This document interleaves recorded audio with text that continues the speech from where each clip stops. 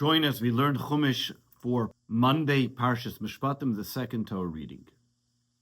Yesterday in the Torah reading we spoke about the different laws pertaining to a Jewish bondsman, the damages that a person may do, hitting another person, hitting their father, cursing their parents, or when people get into an argument and one hits and then damages one another, what the laws may be.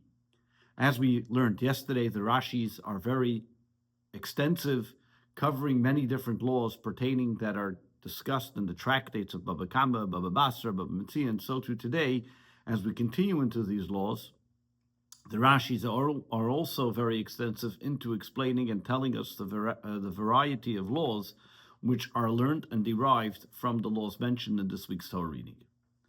Chapter 21, verse 20, the second Torah reading. Today we're going to begin by learning about the non-Jewish bondsman, the non-Jewish slave. And the Torah tells us as follows: if a man strikes a non-Jewish slave or a non-Jewish maidservant with with a rod, and she or he dies under his hand, nokim yinokim, he must be avenged. What that does mean, as we'll soon see, Rashi explains what does the rod mean, who are we talking about, and how all these things are explained. Rashi, verse 20, V'chiyaki ishes avdei esamasei, be'evet kenani akosov medaber, o'enei ela be'ivri. When we talk about this verse, it doesn't say clearly in the verse, if you see, if it's a Jewish or non-Jewish slave. So Rashi's question is, which one are we talking about here? Talmud loymar. Therefore, if you continue into the verse, it tells us ki kaspayu. In the next verse, in verse 21, he tells us why this person may be avenged is because he uses money. Ma kaspe konu le'ilami, just like your money is yours for eternity. Af eved hakonu le'ilami. So too, we're talking about a slave who is yours forever. Forever means, in this case, until the Jubilee year. And however, a Jewish slave goes out in the Jubilee or in 6 years later. This non-Jewish slave is his for eternity. So therefore, if it's talking about a non-Jewish slave, we already previously learned that if a person kills somebody, he's liable to capital punishment himself. And it doesn't differentiate between Jew or non-Jew. You kill a person, this non-Jewish slave is already part of that verse that tells us about killing an individual.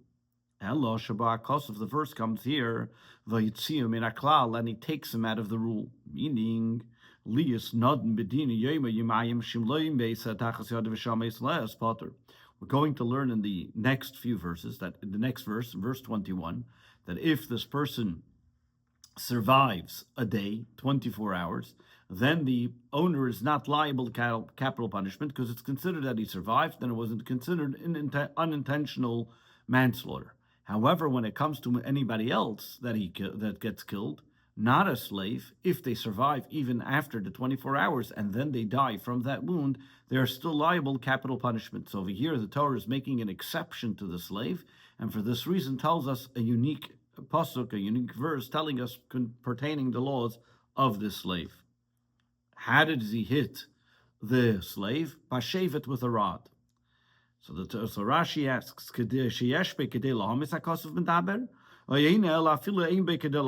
this rod, when he hit him, did it have the ability to kill him, or is it talking about any instance where a person hits him, even if it would not have the ability? That means there wasn't enough strength in it to kill him, and this person anyways killed. In what case would we say that they're liable of capital punishment? Talmud Leimar comes to teach us, Yisrael, when a person kills a Jewish person, the Torah uses the terminology, it says, that he uses a stone that killed the individual, or a wooden vessel, a wooden tool that killed the individual. Meaning that, as Rashi continues to say, only if he killed the individual with something that has the ability to kill him. That means, as the Torah uses the terminology, it had to be a tool that had the strength to kill the person.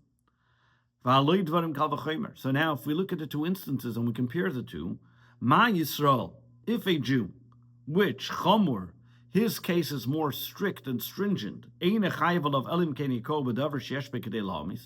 only liable of capital punishment if he was hit with something which had the ability to kill him. And also was hit in a place and in a position that would be able to kill, that was a life-threatening, that was lethal. That he should be killed with this type of a blow that he got. Evet, a slave, Hakal, who has more lenient in laws, Lekol Shekain, how much more so that in order to be liable of capital punishment, it would have to be done with a tool that is lethal and in a limb that is lethal that can kill the individual. Nokim yinokim. What does it mean that he must be avenged? It means as follows: that this master is then killed with capital punishment with a sword. As we find in the verse, it says in the book Leviticus, that the sword is the one that avenges, takes revenge of the covenant. So therefore we see any time with the terminology of revenge or avenge is talking about the punishment that comes with the sword. Verse 21, however, there's an exception where he would not be liable for capital punishment, which is if he survives for a day or two. Yamoid, afterwards this slave gets up and he's fine. He survives for that full day. Then layukam achim yemi yemayim layukam. But what happens if he survives for at least a full day? Then he shall not be avenged, since he is his kikaspehu layukam. He is not avenged because kikaspehu, he is his property, and therefore he is not liable, and the leniency applies only to a slave, but not to anybody else, as we learned previously in Rashi. Let's see this in the words of Rashi. Achim yem yemayim yamid layukam. What is this Torah telling us? Yom yemayim, is it a day or two? Which one is it? Ima yem echadu patur, if he's why does the Torah have to tell me a day or two? If the guy gets up after a day and he's fine, how much more? So if he gets up after 2 days and he's fine, then he'll still be exempt. Al yemayim lekol shekain. Elo yom shuki yemayim. What's the Torah telling us here? It's talking about a day that is like 2 days. What is a day that's like 2 days? Zem esles, that's a full 24-hour period. Layukam kikaspehu, being that the slave is part of his property, therefore, if he survives the 24 hours, he's not liable of capital punishment. What do I learn from here? Another individual, she goes and he made a fit. Even though the person survives 24 hours before he dies, chayiv is still liable of capital punishment. Verse 22, the Torah now goes on to tell us about a fight between two individuals and the compensation of any injuries, as we mentioned earlier. Verse 22. When men are fighting, and they accidentally collide with a pregnant woman, causing the woman to miscarry her fetuses. However, though there was a miscarriage, but there was no fatal injury as well. The guilty party then is fined. Kasher yashis alav bal ha'isha, according to what the woman's husband sues that individual, v'nosam biflimim, and he shall pay at the court's discretion, according to what the judges decide how much he should pay. So let's understand what happens here, how the court determines what is the actual incident. Rashi goes on to explain. So Rashi says as follows. Verse 22, when two people are fighting, the two people are fighting one with another, and he really intended to hit his friend who he's fighting with, but accidentally he hit the woman. That means this woman was not an intentional hit, not an intentional blow. When they were, the verse is also telling us as well that this intentional blow, fighting with one another, could have been also intended to kill one another, as we'll see later on in verse 23. V'nakfu, what does the word v'nakfu mean? And they collide. Ein negifa elaloshin tchifa v'aka. The word over here, negifa, which means colliding or hitting, comes from the word of pushing or hitting. And therefore, when you continue to say v'lo yihya asin, and there was no fatal incident here, as we're soon going to see, also comes with the word negef, When a person hits his foot on the stone, Jeremiah tells the Jewish people before you stumble on the stone, negef, or the person stumbled on the stone. So we see the word negef means to hit, to push, to get in contact with. And there was no fatal incident. To who was there no fatal incident? Be'isha, the woman survived, but because of the blow, she miscarried. She survived. The fetuses did not. Anish yanish, he gets fined. Why does he get fined? He has to pay for the fetuses to the husband, but they're not liable obligation of capital punishment for killing the fetuses. How do we then decide how much the fetuses are worth? We value the woman. How much would this woman be able to be sold in the marketplace? Meaning, how much would somebody pay for a woman which is pregnant versus a woman which is not pregnant? And now, because of that, you have the difference of what those fetuses are paid for, are worth, and that's how much you would have to pay to the husband. And one of the reasons, in general, why a woman who's pregnant was worth more, for example, a maidservant who's sold that's pregnant is worth more, because since they have children, those children will eventually be the slaves of whoever buys this maidservant. Anishi anish. This fellow gets punished. Who makes sure that he gets punished? The Bezdin, the rabbinical court, will make sure Yigbu Mami Memena will go and take money from him. Like we find in the book of Deuteronomy, when in other cases where the person gets punished and he has to pay a certain amount of a fine. When the husband sues this individual in a rabbinical court, to be able to advance a punishment, a fine against this person. V'nasan, who has to pay? Hamaked the mevlad is the person who hit this woman, caused the fetuses to be miscarried. He's the one that has to pay. Biflilim. What does the word biflilim mean? Means in judgment. According to what the judges have to say.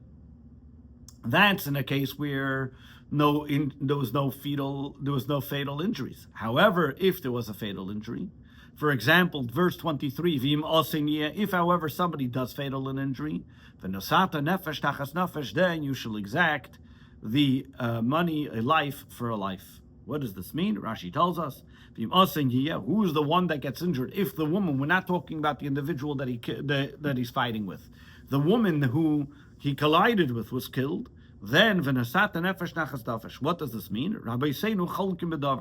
The rabbis have a difference of opinion about this. Yes, some people say nefesh mamish, that you have to kill the individual who hit her, gets literally killed.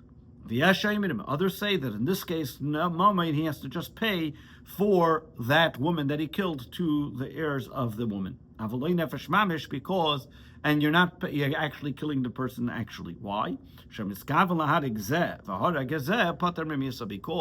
the law is that if I intend to kill one person, but mistakenly kill another person, the person is not liable of capital punishment, because there was no intent in killing the person that he did.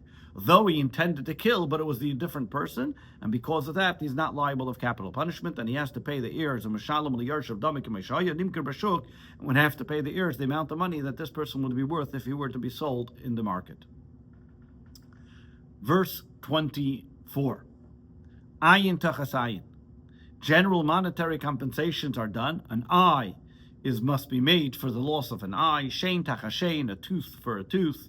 Yod tachas yod, a hand for a hand. Regel tachas regel, a foot for a foot. What does this mean? How you compensate? It's not that you literally take an eye and give it to the other person. So as Rashi explains, if you blinded another person's eye, you have to give him the value of what this person's eye is worth. How would that be done?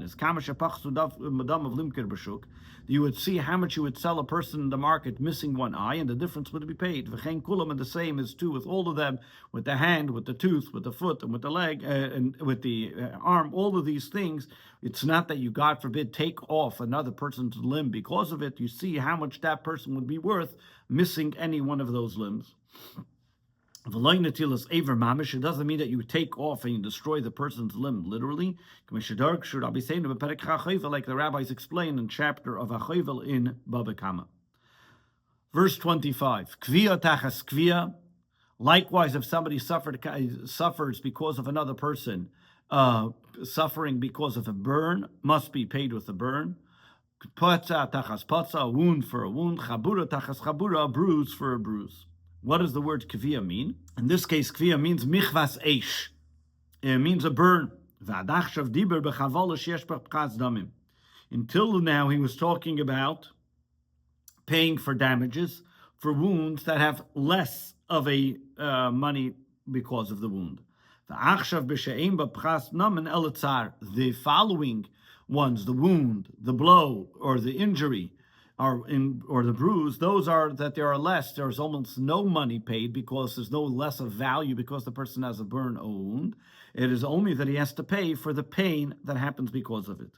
Kigoin, for example, if a person burnt an individual with a torch on his nails, and because of that the person's still able to work, but he caused them pain and suffering, he still has to pay him for the pain and suffering. We evaluate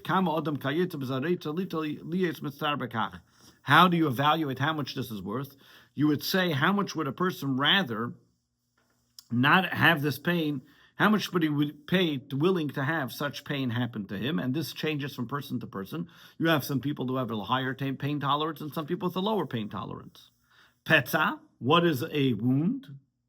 A wound for a wound. A wound, in this case, is referring to makamitzi adam, a wound that causes it to bleed. Shepotzas pesore, that he made a cut, the laceration in his flesh. And hakoy lefi mashahu im yesh boi pchas damim.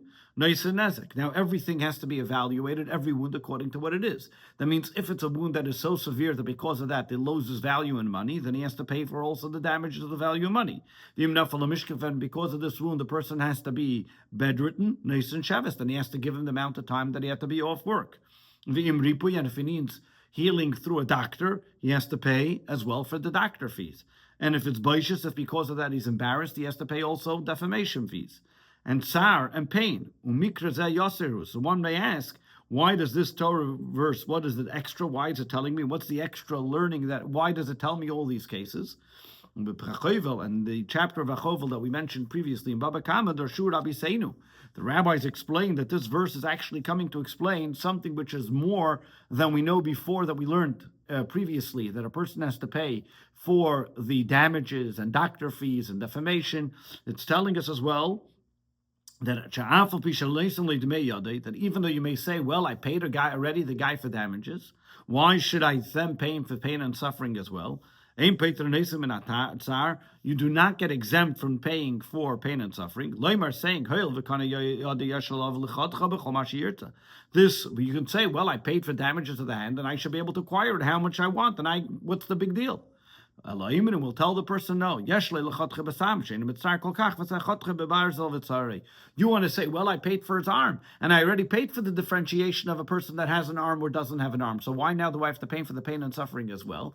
Is because when a person loses his arm, there's different ways how a person can lose an arm. If a person has to lose an arm in the least painful way, they can put poison or whatever it may be. And over here, you went and did it in a way that makes the person suffer much more. So therefore, you're liable to pay for the pain and suffering that he went through, not only for the damages, and that's why the Torah repeats in this case about the wounds and about the burns, that you not only are you liable to pay for the wound, but you're also liable to pay for the pain and suffering that comes with it. Chabura, what's the difference between a wound and a bruise? A bruise, it's a place where you see the bruise, but the blood stays underneath the skin and doesn't come out, what we would call today a black and blue mark. The skin underneath it becomes red. The word chabura comes from like the word a stain on the flesh, the way it looks, when a person gets a bruise. Shtufes kadam. We also, in the book of Genesis, it talks about the wheat that was in Pharaoh's dream that looks like they were beaten. Shekifan kidam chavutis beruach halamashkev Hashem shadelos neikesh alav. And the reason why it's called shkifan kudam, that looks like they were beaten, is from the same terminology that the door stops on the lintel that comes from the roof and it bangs on it to make sure the door doesn't go swinging through. So too, there's the idea of shtufais or shakuf, mashkaif, all come from that same terminology, banged against it. Verse 26. Now Now, going back to the stories of if a person hurting is non-Jewish bondsman, when a person strikes the eye of his non-Jewish slave, or the eye of his non-Jewish maidservant, that, and because of that he destroys it, that will then make him free. He gets sent away, he accomplishes this, he gets the compensation because of his eye. Let's see in Rashi. As Ein Avdei, over here we're talking about what kind of slave? Kanani, a slave, a non-Jewish slave. Aval Ivri, however, a Jewish slave. Eina Yetzer B'Shevayin does not go free because he was struck in his tooth or eye. As we explained this previously in verse 7, yesterday's Chitas, when we spoke about that the Jewish slave does not go out like the regular slaves, which the regular slaves do go out if they get injured, a Jewish slave does not. Because of his eye. It's not only his eye, but this would apply to any of the 24 main limbs. For example, the fingers of the feet or the toes, his 2 ears, his nose, other major body parts within the individual. Why then doesn't it pick the tooth and the eye? If it applies to every one of these 24 main limbs. And the Torah says as follows. So Rashi explains as follows. If it only say the eye, and not say the tooth, I would have said, what's the eye unique? Just like the eye you're born with it, so too the only time that a slave would go free is if you injure one of the limbs that a person's born with. But so then say it to and a tooth, the person wasn't born with it, so maybe you shouldn't go free with it. But if it would have said a tooth, and not say an eye, I would have said and the difference between a tooth is that it can be exchanged, and therefore a person that the tooth, for example, a person has a baby tooth and then they get another tooth, and therefore, because it's going to come get a new one, so therefore, and we still see that the slave goes out for free, and therefore it tells us an eye, then not by a baby tooth, because it's going to be a new one. However, the eye comes to tell us that it has to be such a type of limb, even a limb the person wasn't born with. But what kind of limb? One that's not going to grow back. So, for example, if it was a tooth, though he wasn't born with it, but if it was a baby tooth that it's going to come in a new one, for that he will not go. He will not go free. Because the tooth that we're talking about here is a tooth, an adult tooth that will not grow back. Verse 27.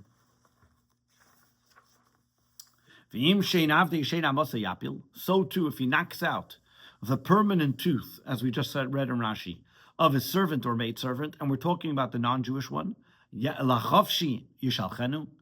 would go free because of his tooth. Verse 28. Now we've finished with the person himself doing injuries, and we're going to see what happens if the person's property does injuries. So in this case, we're talking about if an ox gores a man or woman, and because of that the ox kills the individual, the victim dies, the ox must be stoned, you're not allowed to eat its meat, and the owner of the ox is not punished. Rashi, this is not only referencing to an ox. This is not only an ox that uses the ox as the metaphor, but this refers to any animal that a person owns. The Torah is talking about a case of a usual case, which is you don't have a sheep usually goring people. An ox usually gores, and therefore it talks about the ox. The very fact that it says that the ox has to be stoned, don't I know that this is already a corpse that's not allowed to be eaten? And a corpse is prohibited from eating. Why does the Torah tell us that you're not to eat its flesh? Even if a person decides to go ahead and slaughter his animal, even after it is already condemned that it was going to be stoned, before it was stoned, and the guy runs ahead and goes to slaughter it, and he thinks that he's going to be a smart aleck and he's going to be able to have it before it's stoned. Asur b'achila, it's prohibited to eat it. How do I know that not only you're not allowed to eat it, but you're also not allowed to have any pleasure from it. Talmud Leimar. Therefore, the Torah says, "Ubala Shernaki," and the owner of the ox is clean, meaning, it's like a person that tells his friend after he lost his pants. He goes, this guy walked out empty. He doesn't have, he's clean, nothing that remained from him at all. So too in this case, the fellow is clean, meaning he gets nothing whatsoever. Even if he slaughtered it, he can't even eat it, he can't have any pleasure from it. Rashi adds on and says, Zeul Madrashi. That is the Midrashic interpretation. Pshute, the simple interpretation, Kamashmoy, simply.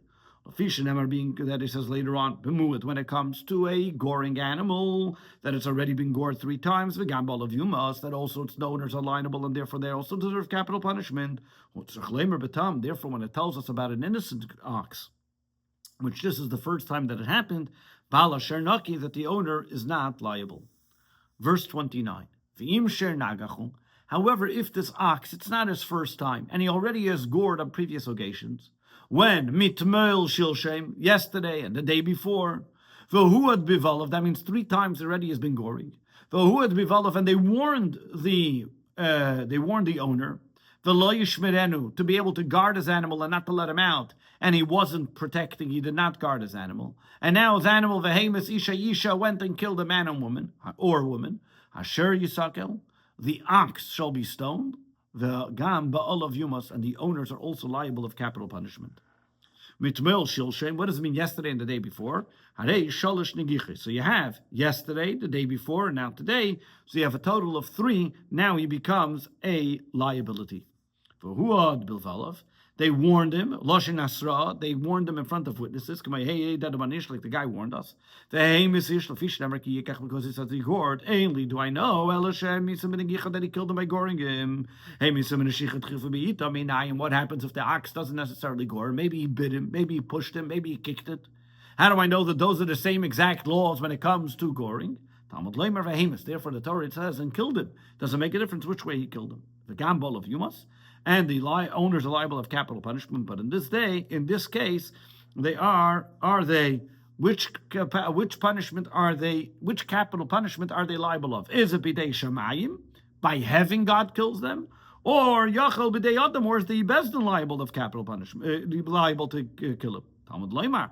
Therefore, the Torah tells us, the very fact that the Torah stresses the fact that he should be put to death means because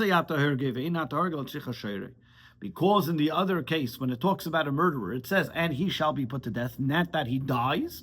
Meaning in that case, when a person kills an individual on his own, then he is liable of capital punishment. However, in this case, that it was his animal that killed somebody, he is only liable of capital punishment in the hands of heaven. Verse 30. Im kaifer yushas alaf. And even though that it's the heavenly court that he's put to death by, it's still in all, the court on this world, the Bezdin, the rabbinical court, then has to give him a fine. The vimkei for yushas alaf, when atonement fine is imposed upon him, v'nosam pidin he shall pay whatever sum is imposed on him. Whatever they say should be paid for the ransom of his life. Rashi. What does this mean? This is not about an if. It's not if the Bezdin gives him a fine. When the Bezdin gives him a fine, then he has to pay the money of damage. How much is he going to pay? And the question is, does he pay the value of the person that he damaged, or the value of the damager or the damagee? That means the one that got damaged, which we would call the nizik, or the one who damaged. So what value? According to Rabbi Shmuel, it's the value of the person who got damaged. According to Rabbi Akiva, he pays the value of how much the actual ox was worth, and that's what he pays for the individual. Verse 31. What happens if this ox kills a boy or a girl, which means under the age of bar and bas mitzvah? The same shall be dealt, or same law applies. A bein hikach, meaning bein shu katan, a son that's a child, a bas shiktana that's under bar bas mitzvah, lefisha nemar. Because he used previously in the verse, he says, "Vahimis ish, a isha, man or a woman." So I would think yachal in chayv alal gdolim, but this only applies to adults, people over bar and bat mitzvah. Talmud leimer. Therefore, the Torah has to tell us a case. Ben yigach lechayv alaktan of gdolim. He brings us the case of the boy or girls to say that he's just as liable when it's somebody under the age of bar and bat mitzvah. 32. Im eved yikach asher. What happens if this ox scores a non-Jewish slave, oy ama, or a non-Jewish maidservant? Kesef shleishim shkalim. He will have to pay then the amount of 30 silver shekel. Yitel adenav, he has to pay to the master. V'asher yisakal, but the ox continues to be stoned. Im eved im ama. Knanim, we're talking about non-Jewish ones. Shleishim shkalim. Gzeir sakosov, this is a decree of the verse. There is no logical reason for it. It is the Torah that says this is how much it should be. Bein shuva shava elevzus, bein sheni shava l'dinar. It doesn't make a difference if you say your slave was the top slave in the market, he would be worth 1,000 dinar. Or if you say the slave was barely moving around, it doesn't make a difference. 30 shekel is what's paid for a slave. How much is 30 shekel? A shekel is mishkali's weight of arbaz uvim 4 dinar. Shehem. This is the weight according to the city of Kolunya. There will be a half of unkia. This is the measurement that Rashi is determining according to the times at the time. For example, the city Colonia, which was then during the area of Germany, around that place, and over there were people that knew exactly what kind of coins they made it to the exact measurement and exact weight, and most of the people of that area, Germany, Spain, France, would go according to that weight of that coin that was made in the place Colonia, and therefore Rashi references to that place to get an idea of how much the weight of the shekel is. Verse 33. Now we have the next case, that's where a person's ox hurt an individual. The next thing is if a person's property hurts somebody. For example, if a person uncovers a pit, or he digs a pit, this is talking about as we're soon in a pit, and does not cover it, and he's not protected. And because he didn't protect it, an ox or a donkey fell in it. Rashi, was covered, and this guy came along and uncovered it. That he dug it. If you're already liable, because since you just uncovered a pit, how much more so if you're the one that dug the pit? It's coming to tell you that if a person went and he makes the pit deeper than it was previously, that he would be still liable. And doesn't cover it, but if he did cover it, putter, then he wouldn't be liable because he did his due diligence in making sure somebody doesn't hurt himself. Over here it's coming to tell us as well that this is referring to a case where a person digs a pit in the public domain. But if you do it in your own property and you make a pit, that's the other person. What's the guy doing in your property? And therefore you're not liable for that. Sheira chamera, ox or a donkey. This applies to any animal. Any time that the Torah generally tells us about an ox or a donkey, on a lomedim is a share mishabes. Shenemer l'man yanuch share v'chamer chamal halal kol behema v'chaya kasher. Shnei nemer b'makmach b'chol b'mtecha. Afkan kol behema v'chaya kasher v'lei nemer share v'chamer elo share v'lei odom chamer v'lei kelim. Any time that the Torah tells us about an ox or a donkey, we learn it from the laws of Shabbos that it refers to, and this applies to any animal. The reason why the Torah, and this is because the Torah says v'chol b'mtecha, all your animals. So too in this case where it says sher chamer, ox or a donkey, also refers to all kinds of animals as well. The only reason why the Torah says sher chamor, telling us sher specifically an ox and not a human, chamor and not the person's vessels, and therefore it's talking about specifically on live animals. The verse 34, Bala ber yishalem kesef, the owner of the pit is reliable to make restitution from whatever was injured. To who? Yishalem kesef, he has to pay the money, yashiv levalov, to the owners. V'hambeis hialoi, and he can enjoy and keep the carcass, and the carcass remains the owner's property. Rashi, Bal haber. What does it mean, Bal haber is the owner of the ditch? Meaning Bal hatakala, the guy who caused it. That means if you see a ditch, not the guy that was covered, and then you went and uncovered it, the one that's responsible is the guy that uncovered, not the original guy of the ditch. It could be even if it's not your ditch. Was made, for example, if you made a ditch in a public domain, say, yeah, it's not mine, it's a public domain, but the very fact that you dug the ditch in the public domain, the Torah makes it yours, that you are now liable for any damages that happen. Yashiv, what does it mean return? The rabbis, it comes to include shavik kesef. That means that not necessarily does he have to pay him actual money, but he can also pay him the value of money. Afilu subin, even the most cheapest type of wheat, he can sell it, because anything that the person can sell and get value of money for it, he can pay with. Who's the one that gets the carcass? Lanizik, that a person that was damaged. He's still shaminas and avela v'neit labedamim. Mishalom le'yamazik aleh tashlumei nizkei. So what happens over here is, he doesn't, being that the Torah doesn't say clearly who gets the carcass. The sages explain over here that what this means is that they take this actual carcass and they see what it's worth. Now, what can you get for it? For the skin, for the meat, and different types of things of what it's worth. So then he has to pay what it's worth, the money. Then part of his payment is that he also gets back what he gets the carcass to keep it as well. And besides that, he has to pay the difference of what it would be a live animal versus a dead animal. And plus, he gets to keep his carcass.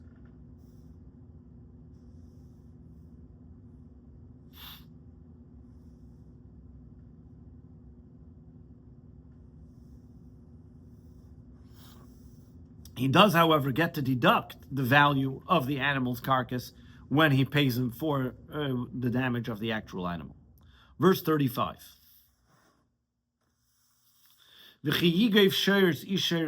What happens if one man's animal, now his ox, attacks another fellow's ox? Vames, and because of that, the ox dies. So it's one person's property. Now, before we spoke about property hitting an individual, now it's property hitting property.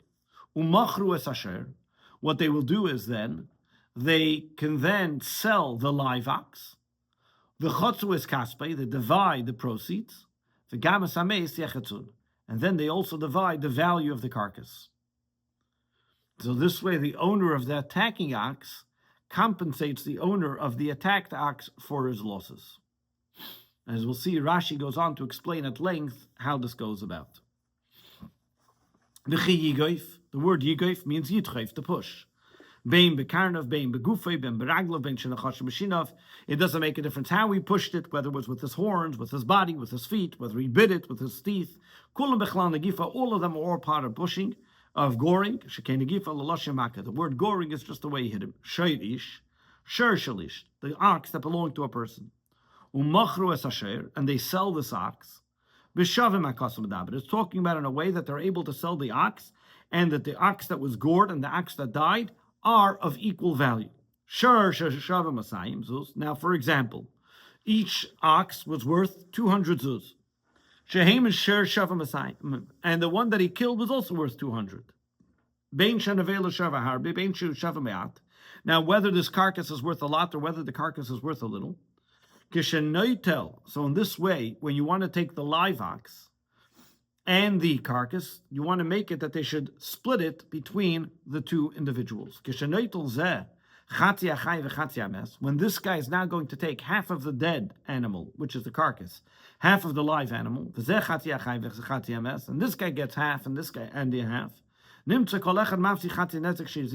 What you're achieving here is that each person loses half of the damage because the two animals were goring one another. They're each reliable, so that each one gets half of the damages. So they both lose. So for example, like we mentioned before, each one's worth initially 200 versus 200. The carcass is worth 100. So now what do you have? The damage is 100. So each one gets 150 because they take the live one, they split it in half, so they each get 100. They take the carcass and split it in half, which was worth 100, so they each get 150. So we will come out from here, they both lose half of damage. Each one loses 50. From here we learn that an animal on its first time goring has to pay half a damage. You learn from a case where it's equal to a case where it's not equal. The law is that when it comes to an animal that never gored before, that he has to pay only half of the damage assessed, and not more and not less, and they don't have to divide it between the two of them. Or one can say, is this, do we say that you all have to pay exactly half, only when the animals are both of equal value, or even when they're not of equal value, you should pay half? Marta came, because if you're going to say, you can't say that, because Marta came, if you're going to say that, there could be that sometimes, if you're going to say that the Torah tells us that any time there's a damage, when one property against another one gore, you're always going to split it in half a value, regardless of what they're worth, then sometimes it can actually happen that the damager should walk out making money. For example, when this carcass is worth more to sell to non-Jews for the meat of it, can be worth more than the actual goring ox of the animal. So, for example, let's say the ox that gored was worth 50. The carcass is worth 100. When they're going to split it, each one has to get 75 now. So he's going to make more on the deal. It doesn't make sense that the Torah would tell us that in a case where there's a goring animal, the damager should make money off the deal. Or you should say that the guy that got damaged should get more than full compensation, more full damages. Where at times you can have that half of the value of the goring animal could be worth more than the animal itself, of the one that was damaged. Because if you're going to say so, then you can have a case where it's a tam. A tam means an animal that was only killed once, that only did a goring once, would be more strict than a muad, which is a goring animal, because we know by a goring animal he has to pay full damages. By a simple animal, we'll call it a tam, that an animal that only damaged once, he only has to pay a half a damage. And if you're going to say this, that it's always going to be split in half, you can have a case where his animal that only gored once, he's going to have to pay even more than regular damages. Therefore, Al-Karchach Rashi tells us, the Torah, when the Torah tells us that you have to split it in half, it's talking about where both animals are of equal value. It's telling us, and it's coming to tell me that a one-time goring animal, only pays half. And from here you learn that in a case where it's not of equal value, also that animal will only have to pay half a nezek. You'll have to then take and evaluate the carcass. And whatever this animal became less in value because it's now dead, you then evaluate half of that, and that's what he gets. So then you may ask, why does the Torah say it in a case where they're only of equal value? You could have just said clearly, pay half. It's also coming to tell us another law, that when it comes to a tam, it comes to an animal that it was only his first time goring, you can only pay from the actual animal. For example, if it was gored and it died later, all the damage or guess it's only the carcass. And he can't even get in touch to the value of half of its profit. Yafsid, he loses. Or if let's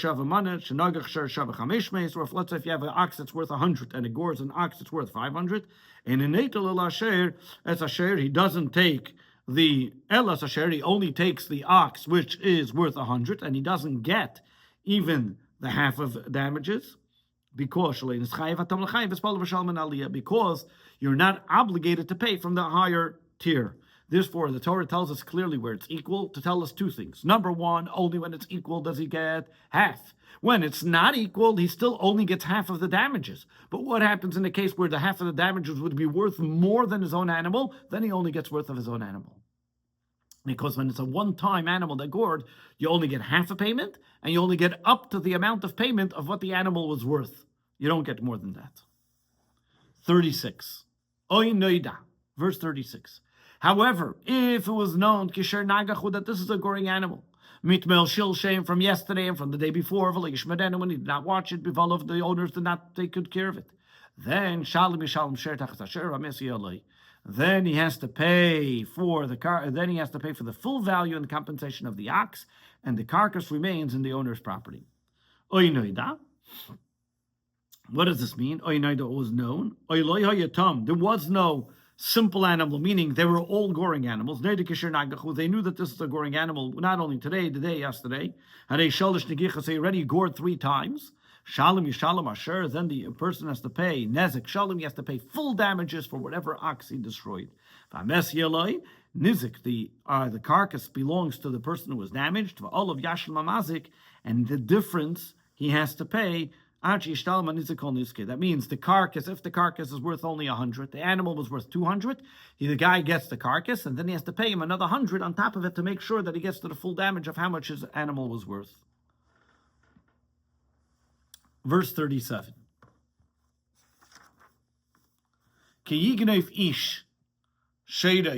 What happens now? We're going to the laws pertaining to theft.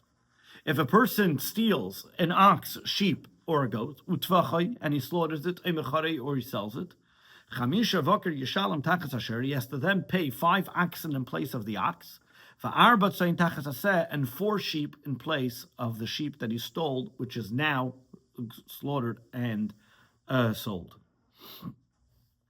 Rashi, Chamisha Bakar, Rabbi Yochanan ben Zakkai. Why 5 for the ox and 4 for the sheep? And a fascinating thing that the Torah tells us of here, brought from the Talmud. Rabbi Yochanan ben Zakkai says, God cared about the honor, the respect of the human beings, of the creations.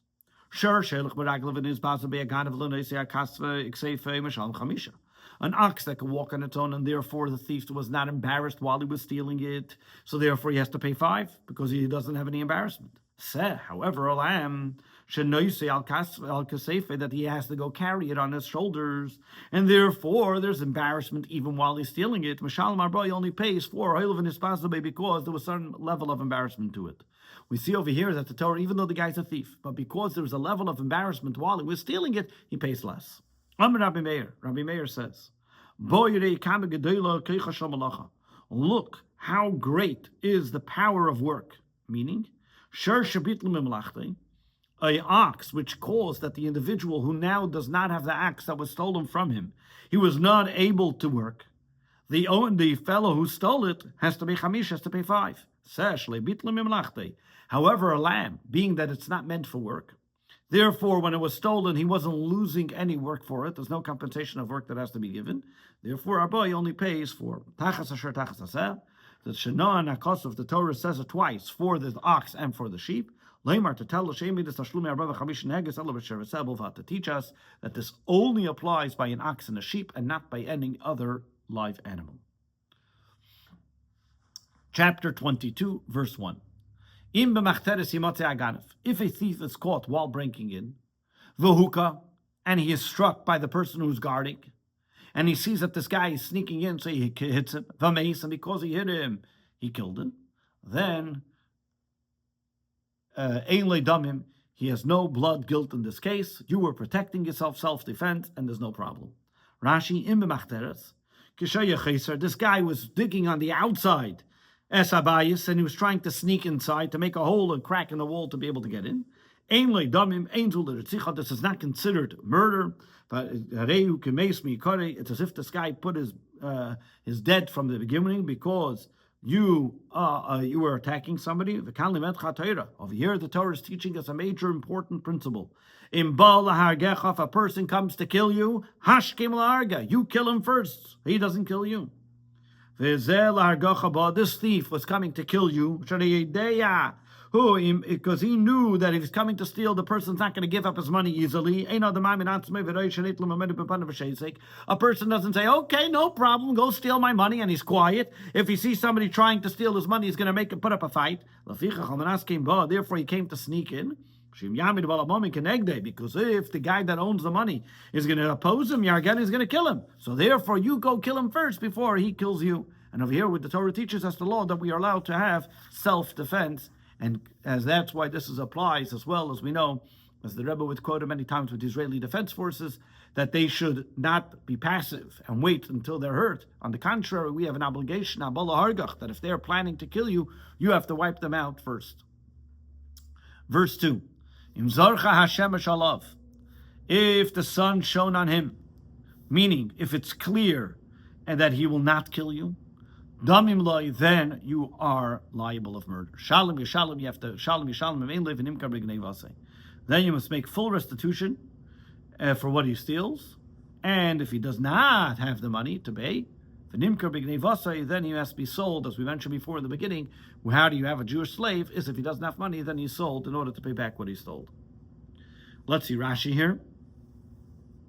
The terminology is, Rashi says, this is only like an example, it's a metaphor. If you know clearly that this person wants to make peace with you, just like the sun which brings peace to the world, meaning that he's not going to kill you even if you put up a fight not to take the money. For example, a father is coming to take his son's money. He knows he's not going to kill his son, and he knows that the father will never kill his own son, so therefore he does no right to kill him. If he's considered like somebody alive, or it's considered murder if he kills him. Shalim yishalim. Now, this is going back before talking about when a person steals, kidnaps, he's liable of capital punishment. Therefore, the Torah tells us that if a person's stealing only money, property, then he has to pay mammon sheganav and chayiv misa. Only liable to pay for the money, but not liable of capital punishment. Unkelis here again. The Unkelis explains that if witnesses are there, that means they see him doing it. That means over here, he's not talking about that the person sees him, but he talks about if there's witnesses. And he's saying as follows. Rashi says that the Unkelis took a different interpretation, saying that if witnesses found him before the owner came, and then when the owner came, they warned him, we shouldn't kill him because they are witnesses. Then the owner's chayav of him because he's considered liable of capital punishment. He's liable as a murderer.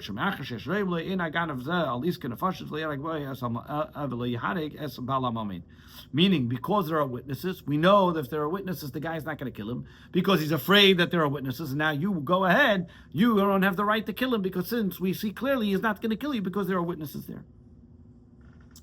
Verse 3. If, however, you find the stolen article is still with the individual, that means he didn't sell it, he didn't get rid of it, he still has it. Whether it's an ox or a donkey, or a sheep, then he has to repay with 2 live animals. He has to pay double. Rashi, verse 3. He didn't. It's still in his domain. It's still in his property that he didn't slaughter to sell it. Everything applies that you have to pay double. Whether it has life, whether it doesn't have life. As it says later on in verse 8, that when a person says that he stole something, whether it's a sheep, clothing, any article, he always has to pay double. He has to pay him 2 animals, not 2 dead animals. They has to be alive. Just like he stole, whatever he stole, that's what he has to pay, double. He has to either pay 2 live animals or the money worth of 2 live animals. This concludes the second Torah reading for Parshas Mishpatim.